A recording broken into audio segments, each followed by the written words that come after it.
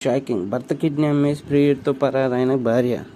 ఆమెకు పెళ్ళై ఓ కూతురు ఉంది. అయినా ఆన్లైన్లో పరిచయమైన వ్యక్తిని ప్రేమించింది. అతడితో కలిసి పారిపోవాలనుకుంది.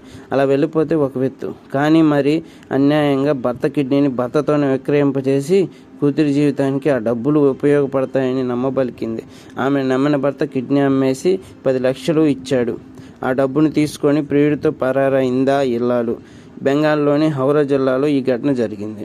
లాస్ట్కి వాళ్ళ భర్తకి సింగిల్ కిడ్నీ కానీ చేసేసింది. మా పిల్ల పెద్ద అయినాక పెళ్లి చేయాలి. అతనికేమో సింగిల్ కిడ్నీ ఒంట్లో ఒప్పుకున్నాడు. ఎట్ట సంపాదిస్తాడు ఏందో, ఎట్ట పాటలు పడతాడు అసలు. అని కిడ్నీ ఎందుకు అమ్మాడో ఏదైనా కష్టపడి చేసుకోవాలి. కానీ ఎవరైనా కానీ ఒంట్లో ఆర్గాన్స్ అమ్మే అంటే అది తప్పు. ఎవరైనా కానీ ఇలాంటివి చేయమాకండి. ఒకవేళ ఉపయోగపడినా కానీ ఇలాంటివి చేయమాకండి. ఏదైనా కష్టపడండి. చదివించుకోలేకపోతే ఏదైనా పని చూపించండి. కానీ రేపు ఉపయోగపడితే ఎలా ఉపయోగపడతాయని ఒంట్లో పాటలు మటుకు అమ్మమాకండి. ఇది మరీ చాలా ఘోరం. నాకైతే ఎంత ఇదంటే అంత ఇదనిపించింది. అసలు ఆ న్యూస్ చదివేటప్పుడే నాకు ఏం అర్థం కాల. నేను షాక్ అయిపోయా.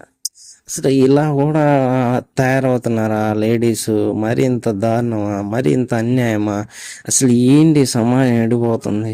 నాకైతే ఏం అర్థం కావట్లేదు. మరి ఇంత ఘోరంగా తయారైందిరా బాబా అనిపించింది.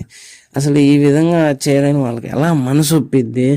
పెళ్లి చేశారు కదా, అలాంటప్పుడు ఇష్టం లేనప్పుడు లేదు విడాకులు తీసుకొని అతన్ని పెళ్లి చేసుకోవచ్చు కదా. మరీ ఇంత దారుణంగా కిడ్నీ అమ్మించి పిల్లనికి అన్యాయం చేసి భర్తకి అన్యాయం చేసి ఒకటి తెలియపోతే రేపు ఆ పిల్లని ఎవరు పెళ్లి చేసుకుంటారు?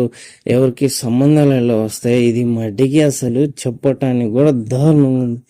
అసలు ఇలాంటి ఘోరాలు మరి ఆమెను ఎలా శిక్షించాలో, ఏ విధంగా శిక్షించాలో నాకైతే అర్థం కావట్లేదు. కాకపోతే పోలీస్ కేసు పెట్టి భర్త ఆమెను కఠినంగా శిక్షించాలని నేనైతే అనుకుంటున్నాను. ఎందుకంటే అంత దారుణం, చాలా దారుణం భయ. ఆ పిల్లకి అన్యాయం జరిగింది, పాపం ఆయనకి అన్యాయం జరిగింది. ఫస్ట్ ఆఫ్ ఆల్ ఆయనకి ఆర్గానే పోయింది, ఒక ఆర్గాను. ఇంకా ఆర్గాన్ తెచ్చుకోగలరా?